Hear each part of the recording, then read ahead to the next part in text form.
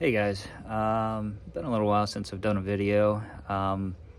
Figured I'd do a quick initial impressions overview of the Evolve Onirique, I think is how you say it.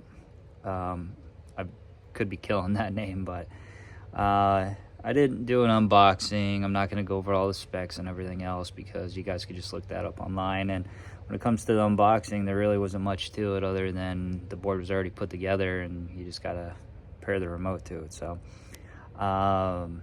yeah, I decided to go with this board. I've been looking for something a little bit smaller board wise that rides a little bit better, or let's say closer to that of like a one wheel GT.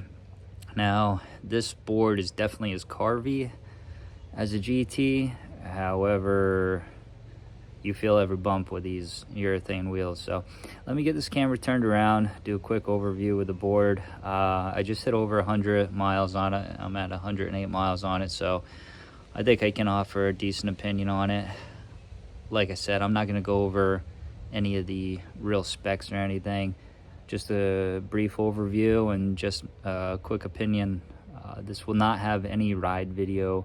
It's cold out now. As you can see, I'm all bundled up. I just got back from a 11-mile ride.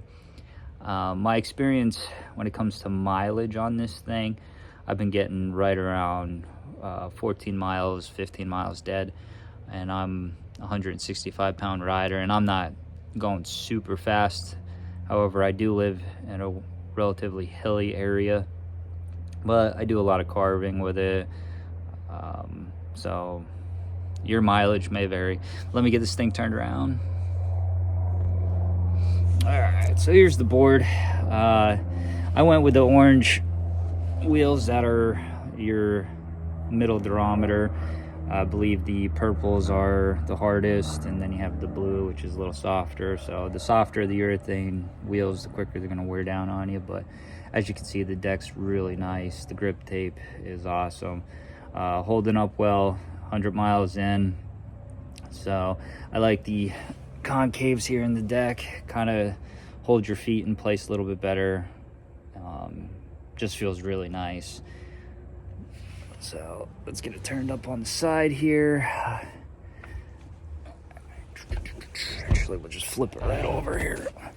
All right, so relatively small enclosure with the battery here. You got the heat sink. Looks like cast aluminum is what it really feels like. It's not quite as smooth as what your typical CNC is. Double kingpin trucks. Now, one issue I was having with these motor cables here is these are just clips that are pinching onto the cord there where they connect from the ESC up to the motors. So they kept coming unplugged, and then the whole time, because I'm riding around in terrible Pennsylvania roads, I'm hitting some really bumpy roads, and they would just come unplugged and then they'd rattle the whole ride. So I reached out to Evolve, and they actually sent me these little clips that I threw on that are just holding them in place more. As you can see, I don't know, I'm trying to get the video in there. Even this isn't sitting in there right now. So those little clips that they sent are nice because then it just holds it in place and better. So you got your power on this side, which actually turn it off here. You got your charge port over here. The charger that comes with it, I don't remember what amps it is. However, they do consider it a fast charger. It charges this board pretty fast, especially with it being a smaller battery. So this is my first time riding a double kingpin or a belt-driven board. I'm relatively new. Been riding for only about a year when it comes to the e-skate world. Started off with the Meepo Hurricane, which I had a bunch of issues with. You could see in some of my other videos. However, those issues I've gotten all fixed and resolved, and the board has actually been pretty nice. So I'm almost at 500 miles on that. I'll do an update video with that here in the near future, assuming the weather doesn't get too cold too quick here. But so anyhow, back to it here. Double kingpin trucks, very carvy with these things. The motors are pretty small, but they have plenty of power for this board.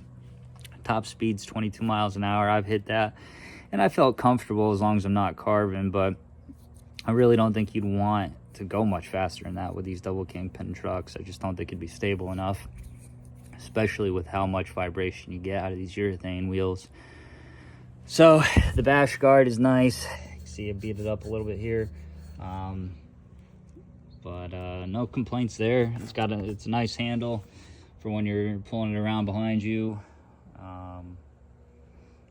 Double kingpin up front. You know, it looks great. You'll see, if I can tilt this up here, that the wires wear down on the board here. Hopefully I don't have any issues eventually with the wrap of the wire wearing away just from all that vibration. But yeah, there really isn't much more to say. I mean, it's easy to maintain. I have taken the covers off. When the board came, the one belt was a little bit looser than the other, so I tried to make them more even when it comes to the pressure, and have not had any problems with that. The board is relatively quiet as you're riding, which is nice, except for when you hit the rough terrain and then you hear a ton of vibration. But all in all, really nice board, fun to ride. Yeah, I do wish there was a softer pneumatic tire maybe that would work with this board. That would just make it that much better. Ultimately, here, let me get this camera turned back around. So ultimately, this, like I said, I was looking at something that, or trying to find something that would ride a little bit more like a one wheel, and you wouldn't have to worry about nose diving on. Now the remote, which actually I'll show you the remote here in a second. The remote's awesome, but having a remote also, I don't know, it's not the same as riding a one wheel. Being able to just lean into it and lean back to stop. There's nothing like riding a one wheel. This is probably the closest I've found to it. And if there was a way to put some sort of rubber pneumatic tires on it, it would probably be even closer to that kind of ride. So ultimately that's what I was looking for, and this gets pretty darn close to it. This is a fun ride. I really enjoy this. If you have a short commute, decent roads, decent paths, this is great for taking to the coffee shop, just quick runs. It's super lightweight, a heck of a lot lighter than the one wheel, a heck of a lot lighter than the Meepo, and a hell of a lot lighter than the Lorentz Major. But those are entirely different beasts there. So this is a great board. Yeah, let me grab the remote out of my pocket here. We'll go over that real quick. So the phase remote is awesome. It does take a little bit of getting used to. I started off with the thumb wheel remotes, so with the brake lever here, you know, if you hit that instead and you think you're about to accelerate, it's going to send you flying. Now, I've only accidentally hit the brake once, which luckily I wasn't going that fast. It didn't really send me flying. I did have to run off the board. But then you got your acceleration here is through the trigger here. You got a kill switch here, or dead man switch, I think they call it. But basically, if you're at a full stop, you have to pull that before you can go anywhere. One thing I've noticed is, and that I do, is I kind of push start. So I'll kick push and get going, and then you don't have to worry about this dead man switch. You could just go right into using the trigger. So it recognizes that the board is moving forward at a certain speed, and you can just go right into acceleration. However, if you were at a full stop, you have to hold that down and then pull the trigger. You can turn that feature off. It's fully customizable here, this remote. And then on top of that, with the app that you can download, which is cool because then you can compete with other people who are riding Evolve boards and see how you're doing every month compared to everyone else. You can send and create a custom profile with this remote that you can use and set up however you want. The braking is very touchy that I have on here. I've been riding it in sport mode. basically I'm just trying to get used to that, and it's been fine. GTR mode is the more advanced, most advanced one they have.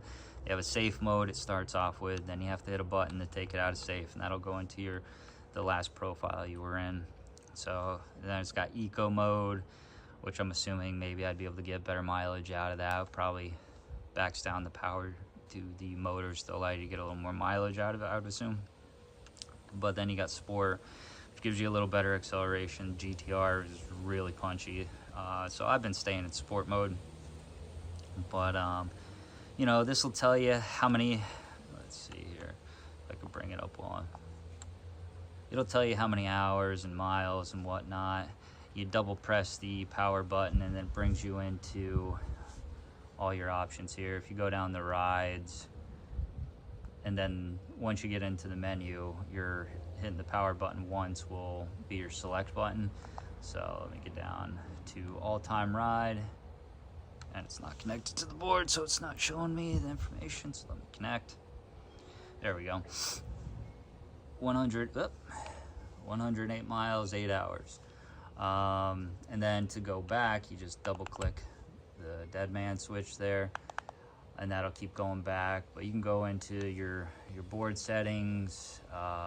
You could change your wheel setup, as these are 85 32T is the setup here.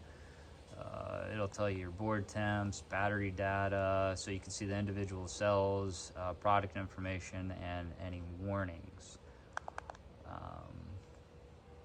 I don't have lights set up on here, but it does have the ability to, if you have lights that are hooked up directly, set that up. Trigger setup is an option. It'll calibrate your remote for you. I'm trying to remember what options are. Yeah, options will bring you into, if you want the dead man switch on, you could change your units from miles or kilometers, power saver on, and speed limit. I have that set off, but if you want to set your speed to where it'll only go so fast, you can do that too. So yeah, it's the remote will show you the percentage on the board, and then the little battery where it has 4 bars in that battery will show you that your percentage on your remote. It'll tell you how many miles you traveled in this session. It's got the speedometer, and that's pretty much all it's visible on here. So yeah, the remote's awesome. I do think after using this, I still prefer the thumb wheel. However, I do like how ergonomic this is and how it feels in the hand. I have not had the pleasure of riding an Onirique board, but an Onirique is built similar to this with the thumb wheel, and I think that is probably the best remote out there. Just after using this, it's probably the sweet spot, because you get the thumb wheel and this sort of ergonomics and design. But yeah, that's about it. Complaints, just getting used to the board with how much vibration you feel with these polyurethane wheels. I don't like the charge port plug. It doesn't go in well. You push it in, and if you don't push it in hard enough, it then kind of just wiggles free and it doesn't charge. So you push it harder, it kind of sticks in there. It's whatever's up with the charge port plug. It's not great. But besides that, probably the only other problem is the clip that holds the motor wire cables to the deck. But again, we remedied that. That was a simple fix. Yeah, I mean, Evolve kind of reminds me a lot of Future Motion, because it's all in-house. It's they tried, true, and tested. I don't think you're gonna have a lot of issues when you go with a company like this straight out of the box, just for your average rider. And unlike Future Motion, you can fix your board here. They definitely will allow you to repair it yourself, and that's a huge plus over Future Motion. Another reason why I'm looking for something else that'll ride similar to that. I've been very much interested in VESC. So anyone has any information on that they could put out there, or if you want to throw in the comments here too, any suggestions for this board, make it ride a little bit nicer. Again, I'm relatively new to this here, however, I try to put some information out there. I'm just your average user trying to help you decide whether or not you want to spend your hard-earned money on this. I will say I enjoy this. It's not a super expensive board, so I think I'll definitely get my money's worth out of this thing and have a lot of fun riding it. Like I said, I haven't had it very long, and I've already had it over 100 miles. I do believe this is a limited run because it was partnered with Loaded. However, it's off the Stoke platform, so if you get their Stoke, it's going to ride very similar to this, if not identical. And yeah, that's about it. So thanks for watching. I know this is not the best produced video here, but again, I just wanted to get something out. It's been a while, and I hope this helps you guys. If I get some better weather, I'll do a short ride video with this, just to show you guys how it rides. I'll hit some of the rougher terrain roads around here so you can kind of hear how much it rattles quite a bit. On top of that, when you're hitting some real rough terrain, it almost feels like you're on ice, because if you try carving a little bit, it wants to kick out on you. You know, and I'm not one of these professional riders that are going to be spinning this board around on purpose. So, all right, that's about it. Stay safe out there. Thanks for watching, and if you like this video, please like it. It does help the channel, and I'll be talking to you guys again soon.